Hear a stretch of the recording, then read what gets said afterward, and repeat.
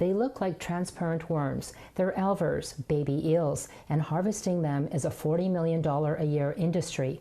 A week ago, the Department of Fisheries and Oceans closed the season due to illegal fishing, violence between commercial and non-commercial fishers, and for conservation. Ken Paul is the lead fisheries negotiator for the Wolastoqey Nation.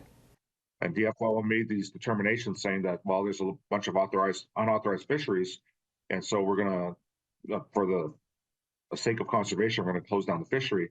We've asked for those numbers and how they actually determined, like how did they assess, like how much was being brought up by the unauthorized fisheries, but they have not provided any information on that.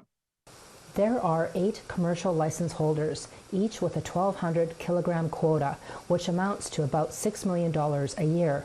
Paul accuses the federal government of focusing on the rights of the commercial license holders. But they really don't take into consideration the concerns from our nations. Like, we're still a second-class citizen in these waters. Our members don't understand how individuals could be making millions upon millions of dollars off the resources within our traditional territories. The lucrative fishery draws people to harvest without authorization. Since DFO closed the fishery, 5 people have been arrested for unauthorized harvesting. Carrie Prosper is an elder from the Buckingeg Mi'kmaq Nation. We have rights to make a livelihood. We know there's privileges passed on to the non-native society to have license to commercially fish. But there are people that depend on the same species for food. And any management plan got to be inclusive of all those things, and the priorities got to be met. Paul says the Wolastoqey have a management plan, including growing elvers into adults to restock the lakes to help sustain the traditional food source. But Paul says the government is not interested.